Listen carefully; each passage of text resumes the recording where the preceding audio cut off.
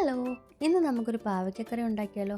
പാവയ്ക്ക തിന്നാൻ ഇഷ്ടമില്ലാത്ത ആൾക്കാർ പോലും ഇങ്ങനെ കറി വെച്ചിട്ടുണ്ടെങ്കിൽ ഉറപ്പായിട്ടും കഴിക്കും. എന്നാവാ നമുക്ക് എങ്ങനെയാണ് ചെയ്യുന്നതെന്ന് നോക്കാം. 15 ചെറിയ ഉള്ളി, ഒരു ചെറിയ പാവയ്ക്ക, 2 പച്ചമുളക്, കുറച്ച് പിഴുപുളി, ഇത്രയാണ് മെയിനായിട്ട് വേണ്ടത്.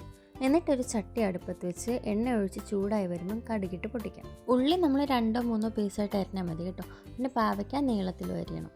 എന്നിട്ട് ചെറിയ ഉള്ളി, കറിവേപ്പില, പാവയ്ക്ക, പച്ചമുളക്, പിന്നെ ആവശ്യത്തിന് ഉപ്പും 1/2 ടീസ്പൂൺ മഞ്ഞൾപ്പൊടിയും കൂടെ ചേർത്ത് വഴറ്റുക. ഞാൻ 2 മിനിറ്റൊക്കെ അടച്ച് വെക്കാറുണ്ട് കേട്ടോ. പിന്നെ നമ്മുടെ പിഴുപുളിയെ കുറച്ച് ചൂടുവെള്ളത്തിലിട്ട് ഒന്ന് കുതിർക്കാൻ വെക്കുക.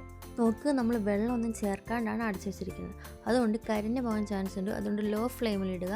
1 മിനിറ്റ് അത്രയൊക്കെ മതി. ഇതിപ്പോൾ നന്നായി വാടി കിട്ടിയിട്ടുണ്ട്. ഇനി ഇതിലോട്ട് 2 ടേബിൾ സ്പൂൺ മുളക് പൊടി, 1/2 ടീസ്പൂൺ മല്ലിപ്പൊടി, 1/2 ടീസ്പൂൺ ഉലുവപ്പൊടി, ഇത്രയും കൂടിയിട്ട് നന്നായിട്ടൊന്ന് മൂപ്പിച്ചെടുക്കുക.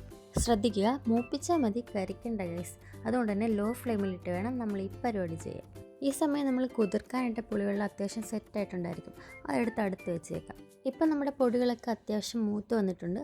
ഇനി ഇതിലേക്ക് ആ പുളിവെള്ളം അങ്ങനെ തന്നെ ഒഴിച്ചു കൊടുക്കുക. അതല്ലാതെ കുറച്ച് എക്സ്ട്രാ വെള്ളം കൂടി നമുക്ക് ചേർക്കാം. ചൂടുവെള്ളം ഒഴിക്കുന്നത് തന്നെ ആയിരിക്കും കേട്ടോ ബെസ്റ്റ്. ഇത്രയും വെള്ളം ചേർക്കണമെന്ന് വിചാരിക്കേണ്ട, കാര്യമുണ്ട് ഗൈസ്. ഇനി ഉപ്പ് ആവശ്യത്തിനുണ്ടോ എന്ന് നോക്കിയിട്ട് ചേർത്ത് കൊടുക്കുക.